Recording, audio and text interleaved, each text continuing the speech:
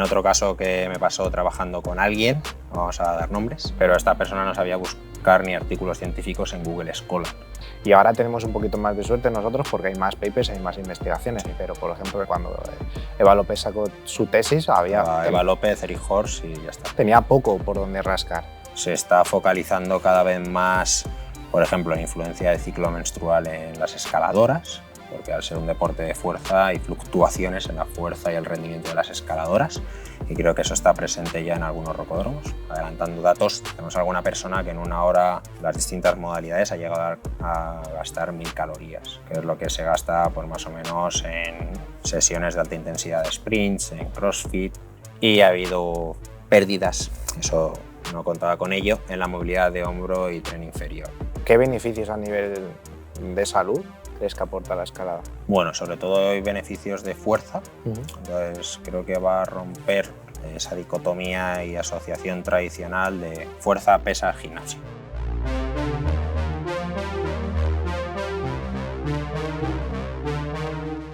Muy buenas, escalador y escaladora, bienvenidos a un episodio más de nuestro podcast Escalada Inteligente, donde hoy estamos con Alberto Ochoa. Bienvenido. Encantado. ¿Cómo estás? Muchas gracias por invitarme al podcast, Alejandro.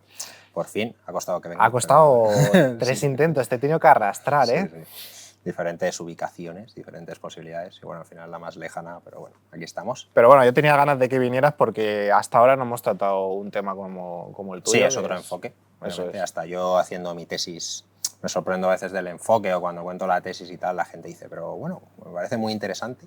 Y es un porcentaje de personas del rocódromo que según la bibliografía es entre 60 y 80% son escaladores recreativos. Entonces, fuera de eso, el 10-20% son escaladores que entrenan para rendir escalando. ¿Y qué pasa con esos 60 o 80%? ¿Qué pasa con ellos en el roco? ¿No? Es un poco de donde venimos tú y yo de los rocódromos. Entonces, eso pues, es. Pero no te me adelantes, antes de nada, que la gente no te conoce. ¿Quién es Alberto? ¿De dónde viene? Cuéntanos. Bueno, soy Alberto Ochoa de Ocariz, es lo que aparece en los papers, Ochoa de Ocariz y tal. Y bueno, tengo 31 años, soy INEF más máster de profesorado y previamente a eso hice TAFAD. Entonces, bueno, he pasado muchos años en formación de ciencias de la actividad física asociada al deporte y he tocado todos los ámbitos, que creo que eso es muy positivo, de las ramas de los CAFI. Formación, salud y rendimiento. Y escalando llevo tiempo, pero tampoco mucho, llevo unos 7 años. Soy un escalador de bloque, principalmente. Hice mis pinitos en vía, como tú bien sabes y me introdujiste en ello. Es la primera de las personas que me aseguró, me enseñó a asegurar. ¿La gorilero era? Esa ¿no? es, la primera 7A que hice de cuerda, la gorilero gorilei o gorilero gorilero. Sí. Y bueno, y luego ya me pasé al bloque. Uno de los con los que más escalo es Javi, que trabaja para ti y es muy famoso en este podcast. y nada, sigo entrenando para el rendimiento en bloque, sigo a día de ello. También hago otros deportes, he vuelto a practicar fútbol, que es de donde yo venía antes de ser escalador. Y bueno, pues eso, actualmente soy el coordinador de actividades en la naturaleza en la Universidad Europea, que eso engloba pues, diferentes asignaturas. Y el año que viene, que entra la asignatura de escalada, como maestría dentro del grado. Soy el coordinador de esta asignatura también, desde un enfoque de la escalada pues, dentro de estas 3 áreas, pues, para enseñanza, para rendimiento y para salud. Pues ya que has sacado ese tema, Alberto, ¿cómo ves ahora mismo el grado en Ciencias de la Actividad Física y Deporte en España? Sé que es una pregunta muy amplia, sí, pero bueno, ¿en qué situación, en qué contexto lo ves? Vale, lo veo en un contexto creciente, que en algún momento se estabilizará. Es una curva de Gauss que está alcanzando el pico y luego llegará a una meseta porque a día de hoy, si no me equivoco, hay 62 universidades que ofertan el grado. Sí. No sé cuántas exactamente son públicas y cuántas privadas, pero bueno, son 62 con unos volúmenes de alumnado muy grandes y hay un problema de regulación para que todo ese volumen de gente que sale tenga cabida en el mercado, podríamos decir. Por eso luego muchos alumnos de este grado acaban dedicándose a otras cosas, pues u opositan por frustración laboral, porque a día de hoy se cobra el salario mínimo interprofesional, porque acabas con malas condiciones, explotado por horas. Bueno, entiendo que es un sector duro, que tienes que buscar tu ubicación dentro de este, pero bueno, creo que es una carrera para aquella gente pues que esté motivada y le guste el deporte para fomentar la salud en otros y generar un cambio social de salud, o porque quiere ser profesor de educación física y generar este cambio social de beneficiar en la salud de los alumnos dentro de esta asignatura, o cualquier otra opción que yo no tenga en mente y que exista asociada a ciencias del deporte. Pero bueno, creo que es un grado que está evolucionando, que evoluciona en base a las demandas del mercado, como por ejemplo ahora en la europea ha visto el crecimiento exponencial de la escalada como deporte. A día de hoy, si no me equivoco exactamente, tenemos casi 262 rocódromos a nivel nacional o algo así, cuando en 2004 en España no había ni 8, hoy en Madrid no había ni 8 rocódromos y a día de hoy 45. Pues esa evolución en el sector y a nivel nacional se está viendo reflejada con las demandas y la oferta del grado. Pues bueno, creo que evoluciona. O sea que principalmente el graduado de Ciencias de la Actividad Física y Deporte tiene como 3 salidas a nivel de salud, ¿no? Eso es. Contexto de salud, contexto de rendimiento, contexto de formación y... Empresarial y de gestión. Por supuesto, eso es, se me ha olvidado. Como tenemos otro grado específicamente solo de gestión deportiva a día de hoy, porque creo que se está separando del grado de CAFIT, pues no lo he mencionado, pero por supuesto existe el grado de gestión, como lo que te dedicas tú, anteriormente, empresario o coordinador de centro o persona que se encarga, manager deportivo, todo lo que sea asociado a gestión deportiva, que no sea estar one-to-one, clases colectivas, profesor de educación física, deportistas, ¿vale? Pues también es una opción, sí. Esas 4 ramas, podríamos decir, son las principales. ¿Y qué diferencia ves entre la persona titulada que sale del grado en CAFIT versus la persona no titulada que está trabajando de manera, pues, bajo un contexto no reglado, por así decirlo, ¿vale? Y ya no solo hablando en el mundo del entrenamiento, porque hay mucho pseudo entrenador que está trabajando y ejerciendo sin tener la titulación, y eso implica unas consecuencias, pero ya no solo entrenadores, sino en el ámbito de la formación, en el ámbito de la gestión, en otros ámbitos. ¿Qué diferencias principales ves tú entre una persona que sale del grado y empieza a trabajar o una persona que está en otra situación? Basándonos como todo, como el rendimiento en escalada, basándolo en la evidencia científica, hay un estudio muy bueno de un compañero de la universidad, que es Víctor, que exactamente dice que el 62% de las personas que entran en un programa de entrenamiento que no está llevado a cabo o supervisado por alguien con formación, exactamente graduado en Ciencia de la Actividad Física y del Deporte, pierden su adherencia al entrenamiento. Y esto genera una mala asociación a largo plazo de tú mismo con tu salud, porque al fin y al cabo el entrenamiento, la actividad física es salud, ¿vale? Entonces, si tú entras en un programa de entrenamiento, entras con alguien que no está formado, el 62% está demostrado de esas personas van a abandonar el programa y van a dejar de mejorar su salud. Entonces, esto es un problema. Y es un problema social, es un problema que está demostrado, que genera diabetes, que genera ataques cardíacos, pues un montón de problemas, ¿vale? Y luego eso pues lo pagamos el resto de la sociedad con la seguridad social. Entonces, si toda la gente, si esto estuviese reglado y solamente se entrenaran personas tituladas, pues no digo que a lo mejor sería el 100%, pero este 62% de pérdida de adherencia a programas de entrenamiento seguro que se reduciría bastante. No sé si llegasteis a profundizar en ese artículo sobre el motivo por el cual se llegan a esos datos, o tienes tú una reflexión tuya propia. Por lo que yo sabía era porque los programas que establecen y la metodología de entrenamiento que se establece, motivación, forma de motivar, conocimientos, forma de análisis, individualización de los entrenamientos, es decir, todos los principios del entrenamiento básico que sabe un graduado en Ciencia del Deporte, porque tiene una asignatura de 62 horas al semestre, incluso si coge entrenamiento 2 tiene 124 horas, más todo lo que se menciona en el resto de la asignatura durante tus 240 horas de CTS, asociadas pues a entrenamiento cualquier cosa, te permiten tener unas herramientas mínimas, que tampoco digo que los graduados sean aquí la excelencia, pero tienen unos mínimos que las personas que entrenan no tienen. Total. Y entonces te hacen perder tu adherencia y tus ganas de entrenar y tu motivación y pues repetición de ejercicios que no tienen un sentido lógico. Dentro de cosas que yo he escuchado, tú sabes que yo paso muchas horas en los rocódromos, ¿vale? Bueno, pues ahí se entrena gente y he escuchado a gente sin titulación ¿vale? Cuando una persona está intentando hacer dominadas, decirle, por favor, mejora tu retroversión escapular.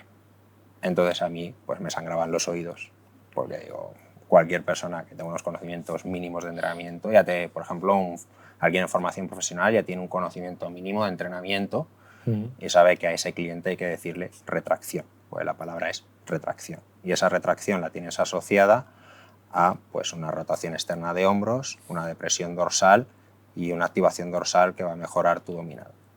Y eso pues, puede estar asociado luego a tu rendimiento en escalada, un montón de factores. Y también, pues, por supuesto, a la mejora de tu manguito rotador, pues son mínimos. Sí. ¿Vale? Por eso lo he escuchado en los rocódromos de alguien específicamente que estaba entrenando gente en el roco sin formación. Que bueno, tú lo has dicho hace un rato, no necesariamente que tú salgas con el grado implica que sea buen profesional, pero al salir con el grado, si haces las cosas como deberías hacerlas, si eres un alumno implicado y con criterio, te da herramientas y te genera una base de conocimiento para poder identificar qué información es buena, cuál es mala y poder contrastar. Y claro, eso es muy valioso. Sí, te ayuda a filtrar, al fin y al cabo, y tener una capacidad de análisis mayor de una persona que ha pasado 4 años. Yo he hecho mucho la bronca en clase porque hay gente con el móvil y tú has pasado 4 años, a lo mejor estaba ahí. Como digo, tú has pasado por la carrera, pero la carrera no ha pasado por ti. Pero tienes unos mínimos de saber filtrar información. También otro caso que me pasó trabajando con alguien, no vamos a dar nombres, pero esta persona no sabía buscar ni artículos científicos en Google Scholar. Entonces, ahora a día de hoy pues existe el ChatGPT y cosas muy maravillosas, pero yo creo que esos mínimos, como tú has dicho, de saber analizar la información, buscar la información que tienes que buscar para poder ayudar a un cliente, pues hay que tenerlos y te los da la carrera. Sí. Y si no te los da la carrera, pues te lo da la carrera y un máster. Hay gente que a lo mejor necesita incluso un máster porque dice, vale, he salido de la carrera, y esto pasa un montón, y no creo que no tengo las competencias como para entrenar gente de manera específica en escalada, como le pasó a Javi, que por eso hizo un máster, o a África y luego hizo un máster, y a partir de ahí pues ya entras y aún así sigues verde y ya vas puliendo cosas. De hecho, yo cuando empecé a entrenar, que también llevo una parte de entrenamiento online de escaladores, a la primera persona que entrené eso le dije, oye, mira, me tienes que ir dando muchísimo feedback, digo, porque es la primera vez que hago esto, yo tengo unos conocimientos generales de para todo y para nada de entrenamiento y de salud, pero no sé cómo aplicarlos en escalada, y a partir de ahí pues me volví loco a leer papers de rendimiento, todos estos de Le Vernier y Lafalle de 2019 de cómo es el RFD y cómo se aplica, y que las mejores suspensiones son estas de 6 segundos a 120 grados unilateralmente, y a partir de ahí pues fui aplicando, ¿no? Y pues súper mítico, legendario tesis de López Rivera, ¿no? De los tipos de suspensiones, pues todos estos me los empecé a leer porque sabía buscarlos, sabía filtrarlos y sabía analizarlos para aplicárselos a este cliente, y a lo mejor este cliente pues era incapaz de hacer las suspensiones del estudio del Vernier y Lafalle, pero lo podía aplicar posteriormente pues o conmigo mismo o con alguien que tenga más rendimiento asociado a escalada. Y bueno, creo que es eso, que te aporta unas herramientas mínimas y te ayuda en un proceso en el que a lo mejor tú necesitas más formación y una formación de mayor calidad para ti mismo y para que tú puedas potenciar todo ese objetivo que tienes en un futuro para poder desarrollarlo. Yo estoy muy contento de que cuando salí de la carrera, la verdad, tuve suerte de que Mario me acogió en el rocódromo y ahí pues estaba verde y pasé por distintas áreas. Y dentro de esas áreas me di cuenta que había 2 áreas que me motivaban, que una era el rendimiento y la otra era ayudar en los escaladores recreativos a mejorar su salud. Yo sabía que esa gente pues, no iba a escalar ni 7A, ni 8A, ni nada, pero estaban felices con diferentes enfoques de salud, que al fin y al cabo la definición de salud es beneficio psicológico, físico y mental, pues estaban desarrollando todo eso. Hiciesen los bloques rositas súper fáciles de cantos, pero ayudaba en eso. Y luego teníamos pues otros ámbitos que a lo mejor era la escuela y el rendimiento con los niños de escuela, y también, pero la base era pues estar mejorando tu salud y al mismo tiempo tu rendimiento en escalada. Entonces, pues eso. Sí, sí. Y yo creo que todos los entrenadores de escalada que hay en España que han pasado por la carrera, que son pocos, no podemos decir que haya muchos, han hecho ese proceso de termino.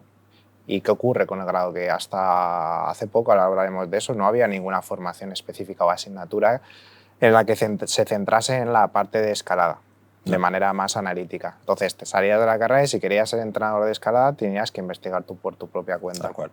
Y ahora tenemos un poquito más de suerte nosotros porque hay más papers, hay más investigaciones. Sí. Pero, por ejemplo, en la TOM, cuando Eva López sacó su tesis, había... Eva López, Eric Horst y ya está. Y tenía poco por donde rascar.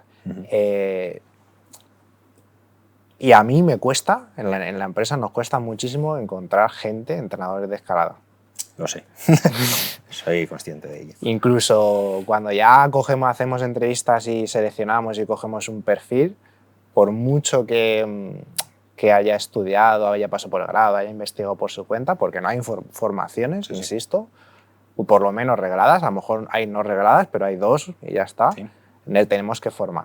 Y además, luego, aparte de tener que formarla a nivel técnico, a nivel práctico también, porque entrenadores online de escalada o entrenadores presenciales one-to-one tampoco hay muy pocos. Es poco. Es triste. Bueno, ahí viene otra parte polémica. Hay 2 historias. Está el graduado en Ciencias del CAFID, Ciencias del Deporte, que le da miedo entrenar escaladores, porque dice, jope, esto es un deporte multifactorial, hay tantísimos factores que yo no soy incapaz de analizarlos y se echa para atrás por miedo y no entrena a escaladores, porque dice, es que no soy competente para entrenar algo tan específico y tan difícil y, jope, todo depende encima de una musculatura, que es el flexor profundo, las poleas de los dedos, a ver si va a lesionar a esta persona y me echo para atrás. Y luego está, pues, el típico T2, que ha visto 6 horas de entrenamiento en comparación con todas las que hemos dicho, las 240 que hemos dicho del grado, y entrena porque sí, sin conocimiento, y venga, y hace esto, esto y esto, y funciona. Entonces creo que eso es un problema porque pues, los T2 serán gente, y eso por supuesto son muy competentes en maniobras con cuerdas, yo no digo que no, tienen unos conocimientos de rescate, autorrescate, en cualquier circunstancia y modalidad ya sea deportiva, boulder o clásica, y también en rocódromos, y yo entreno varios T2 que son gente honesta y te dicen, oye, yo no tengo idea de entrenamiento en escalada, entréname, ¿vale? Y esos le están comiendo a los graduados en Ciencias del Deporte. Entonces yo creo que un graduado en Ciencias del Deporte que ha visto entrenamiento de escalada en la carrera debería al menos pues, intentar entrenar escaladores inicialmente. Mejor pues, no va a entrenar a un Guille Peinado o Itziar Martínez, pero a lo mejor pues, entrenar a su típico amigo que conoce los parámetros que pueda para mejorar su rendimiento en escalada. Como yo les enseño a los chicos los tipos de suspensiones, al final pues asociar, oye, todos los conocimientos que tengas de fuerza, aplícalos en entrenamiento de fuerza para escalada, porque eso va a incrementar el rendimiento. Sí. Porque el RFD se puede aplicar para escalada, pero también existe el RFD en las sentadillas, el RFD en las dominadas, entonces es conocimientos generales que tú tienes de entrenamiento de fuerza a los específicos, sumado a los conocimientos que te aporta tu profe de escalada o tu profe de actividades en la naturaleza, o ya que va a salir la asignatura de escalada, esos conocimientos, aplícalos para entrenar a un escalador, porque por ley tienes esa competencia y deberías desarrollarlo. Ahora mismo, la Universidad Europea es la primera universidad, corrígeme si me equivoco, universidad en Ciencias de la Actividad Física y del Deporte de habla hispana que incorpora en su modelo académico la asignatura de escalada como deporte. Exactamente. Y además obligatorio. Sí, o sea, está englobada dentro de deportes de riesgo y tú puedes elegir o esquí o escalada. Entonces espero que muchos alumnos elijan escalada y les enseñe a escalar. Obviamente escalada 1 será un enfoque muy global de escalada, daremos unas pinceladas de todo dentro de las horas que tenemos en el semestre, pero intentando enseñar los mínimos básicos que tiene que saber una persona que salga del grado de este deporte. Al igual que tienes fútbol, al igual que tienes atletismo, al igual que tienes todos los deportes y tienes unos conocimientos específicos pero generales de esto, pues tendrías que tenerlos de escalada. Sobre todo focalizaré bastante en los mínimos técnicos, porque como bien sabes, y cuando viene alguien a un rocódromo, lo que nos centramos es en la técnica, porque ese, como decía Eric Horst, que luego ha cambiado, el 33-33-33 de 2008, no, pues ese 33 de técnica es muy importante y hay que tenerlo porque creo que al fin y al cabo es un limitante del otro 66%. Es decir, si tú no tienes 67, las matemáticas, si tú no tienes ese mínimo, ¿cómo vas a poder desarrollar toda tu fuerza de dedos, tu fuerza de estabilidad de tren superior, de tren inferior, tu flexibilidad, que son los otros factores? Entonces, habrá que focalizar en esa técnica, que los chicos sepan los mínimos técnicos, a nivel biomecánico, qué grupos musculares están implicados, que eso es lo que hemos visto este año dentro de la asignatura de actividades en la naturaleza. Vale. Y luego, pues, qué metodologías mínimas hay de evaluación, super test que te encantan, del MEC 40, el MOU 5, el umbral de oclusión, cómo se aplican con una persona y cómo se saca el perfil fisiológico inicial. Pues si tú eres amigo mío y yo soy graduado, pues cuando nos conozcamos, oye, para poder entrenarte necesito una evaluación, al igual que al principio, si viene una persona a un centro de entrenamiento personal, pues le haces un test de sit and reach o cualquier test que exista, y luego pues aplicar las metodologías básicas de entrenamiento es lo que enseñaremos en este escalada 1 dentro de la asignatura. Que empieza en el curso 2026-2027. Tal cual. Vale, y mientras escalada 1, escalada 2 y escalada 3 serán 3 años, 3 asignaturas. Y tú tienes una maestría asociada a escalada. Bien. Pues meter caña porque necesitamos entrenadores. Quiero producto ya, ¿no?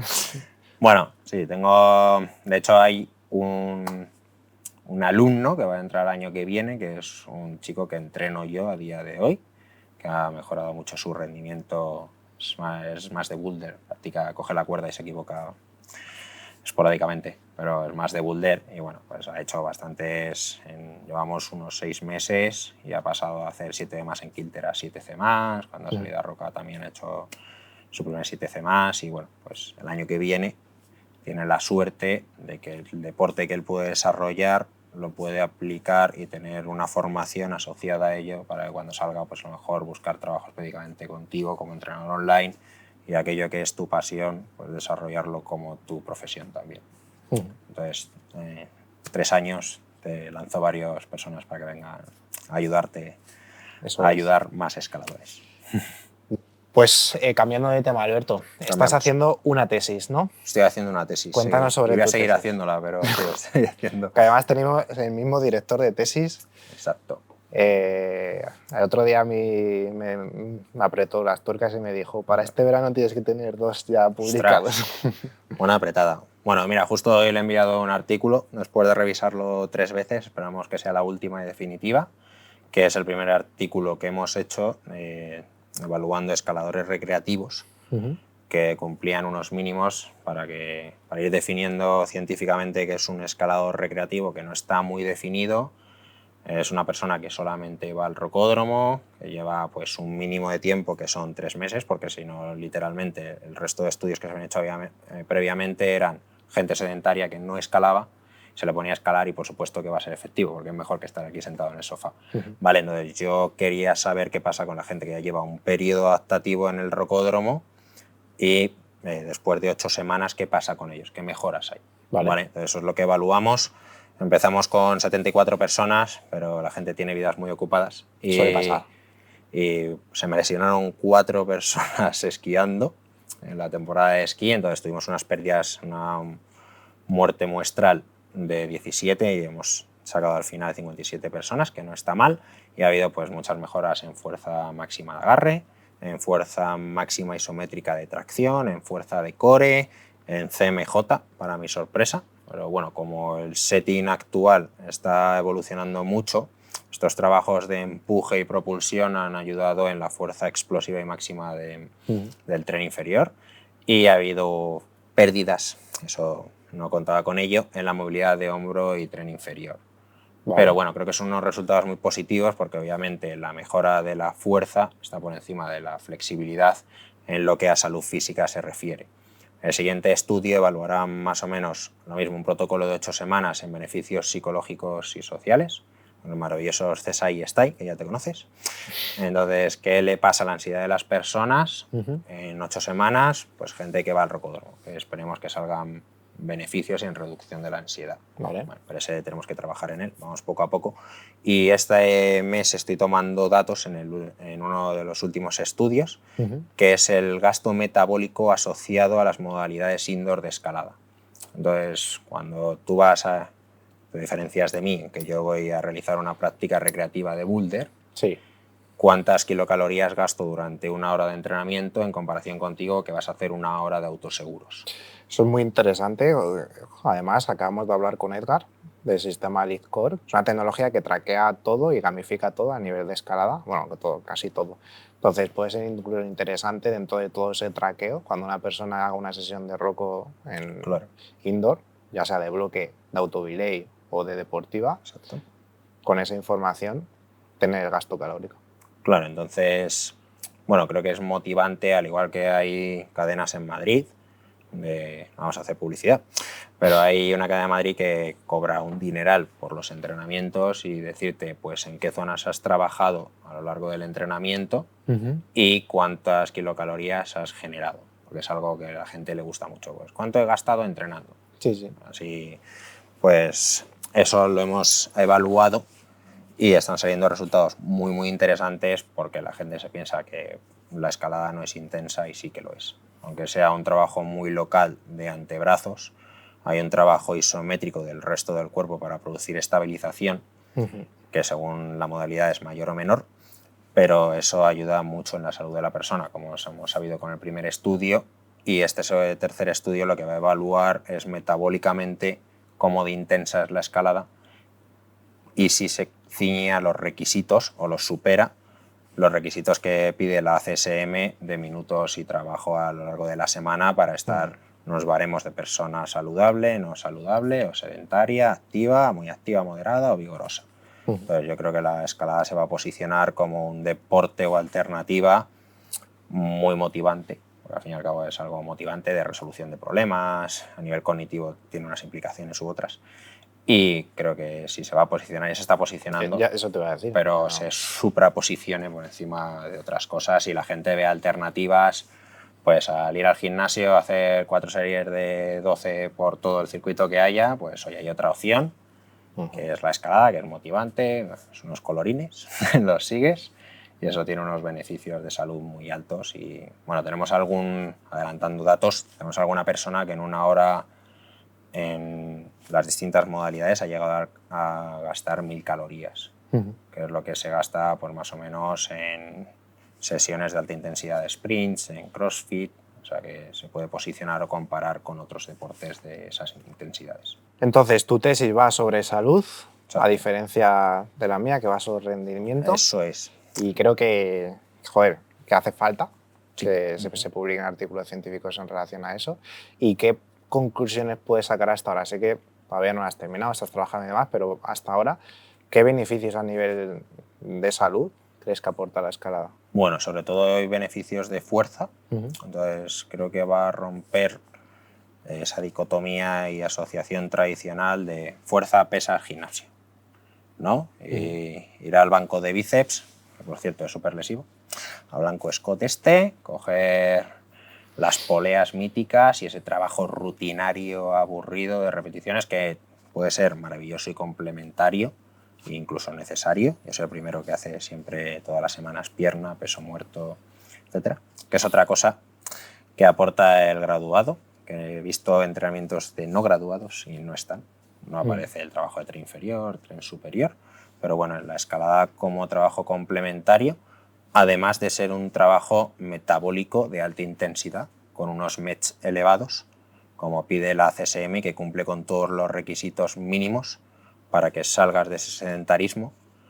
Entonces, como ya se está posicionando a nivel nacional con ese crecimiento que hemos dicho de rocódromos, a nivel mundial, ya las Olimpiadas han ido evolucionando y filtrando y cada modalidad tiene su medalla, pues sumada a esa evolución social y cultural que está produciendo la escalada, creo que mi tesis va a ayudar a confirmar que esta modalidad practicada de manera recreativa incrementa la salud de las personas que lo practican de manera muy elevada y se puede compaginar con otras, o se pueden practicar otras modalidades, pero bueno, la escalada es una que debería estar en el top.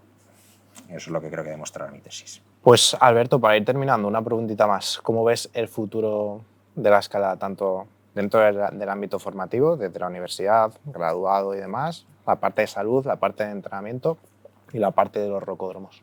Bueno, creo que en los rocódromos, en algunos rocódromos donde ya se hacen las cosas bien, a nivel de gestión y de supervisión de programas de entrenamiento que llevan los grupos de clase, los famosos grupos de clase, ya hay ciencias del deporte, lo cual es maravilloso. Se está focalizando cada vez más, por ejemplo, la influencia del ciclo menstrual en las escaladoras, porque al ser un deporte de fuerza hay fluctuaciones en la fuerza y el rendimiento de las escaladoras, y creo que eso está presente ya en algunos rocódromos, porque lo he visto. Hasta que llegue a todos los rocódromos creo que va a llevar tiempo, pero bueno, ya está presente en algunos. Conozco muchos o algunos graduados que trabajan en rocódromo, o como estuvimos tanto tú como yo, como Javi, como Silvio, o África, Alex Rivas, puedo mencionar mucha gente porque los conozco, están presentes en los rocódromos. Creo que están dando ese plus de calidad en individualización, tecnicidad de cómo comentas los entrenamientos, análisis de los clientes, el perfil online también, ¿no? Pues asociado, cambiando del perfil educativo al perfil de entrenamiento. Ha habido ahora una remodelación en la Federación Española de Montañismo. Conozco específicamente que está Rebeca, que ha sido campeona de España y licenciada en Ciencia del Deporte. Sí. Es la directora o coordinadora del área de deportistas de boulder.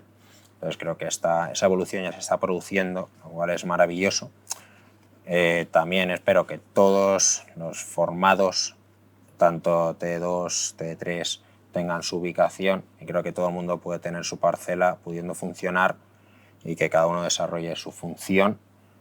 No es unos sí y otros no, sino encontrar cada uno su parcela y ayudarnos de manera de equipo para funcionar. Al igual que, pues eso, tener un T2 porque va a supervisar mejor que nadie las partes técnicas en las sesiones, el análisis de cómo funcionan las cordadas dentro del roco, todo el material, todo. Seguridad. Eso es seguridad, que es un aspecto relevante en escalada. Creo que pues hace falta una ciencia del deporte para que las metodologías de entrenamiento también estén, o si ahí ve a alguien que es iniciado, que se acerca a las tablas de suspensiones, que le diga ¿qué haces? ¿Qué haces? Básicamente lo que hemos hecho todos los entrenadores que salimos de CAFID durante prácticamente los últimos años, que es trabajar de manera conjunta con otros profesionales como psicólogos, como nutris, como fisios. Sí. Lo único que ha aplicado pues, a este concepto. Eso es. Pues sería aplicarlo a esta modalidad deportiva. Y también hacen falta gestores, por supuesto, hablando del tema de gestión, porque luego dentro de un rocódromo hay 1000 aspectos de gestión, las marcas de las presas, pues coordinar los setters, que es otro mundo aparte, la coordinación de los técnicos, ¿no? Entonces hay alguien que sale de gestión, que es capaz de analizar las diferentes áreas y necesidades del rocódromo, es importante porque es otro enfoque más coordinativo, de management, que hace falta. Fenomenal, pues Alberto, para todas esas personas que nos te están escuchando, alumnos, escaladores, entrenadores, profesores, ¿dónde te pueden encontrar si quieren contactar contigo? Bueno, yo tengo un Instagram cerrado, porque soy así, me gusta ir a escalar solo y estas cosas, soy muy para mí, pero bueno, cualquier persona que me escriba con ayuda, yo le respondo, por supuesto, y que tenga dudas o cualquier cuestión, yo soy una persona que me gusta ayudar a los demás, creo que soy así, y que eso es positivo. Entonces, bueno, me puede escribir o intentar dar solicitud, yo le acepto. Si veo que no me interesa, le desaceptaré. Y sobre todo, bueno, pues tengo un perfil que se llama Alberto Ochoa 94. Ochoa es mi apellido, no es porque haga Ochoa, ¿vale? Que también. Pero bueno, porque mucha gente lo confunde y dice, bueno, porque eres un poco flipado que te pones Alberto Ochoa en el este. Digo, no, es que es mi apellido, lo siento mucho, ¿vale? Y Alberto Ochoa 94, escrito con TX, cualquier cosa que necesite que me escriba, o cualquier duda, o por si, oye, tengo interés, quiero participar porque creo que es un escalador recreativo en tu tesis, sería maravilloso, la verdad, porque vamos, la muestra es difícil cogerla. y si no, pues que te escriba a ti y tú me derivas su mensaje. Pero soy una persona, no soy hombre cueva, pero soy cerradillo. Creo que es mejor andar ahí en la sombra que estar muy expuesto. Fenomenal, señor. Pues muchísimas gracias. Muchas gracias a ti. Espero que podamos grabar otro episodio cuando os publiques la tesis y tengas ya todo analizado y estudiado. Veremos cuándo será eso, pero será un placer y venir a comunicar que ha salido y todo. Pues escalador y escaladora, como siempre, cerramos este episodio. Recuerda darle a like, suscríbete, porque hay más visualizaciones que suscriptores, y déjanos un comentario si te ha gustado y si no te ha gustado, pues también. Nos vemos en el siguiente episodio.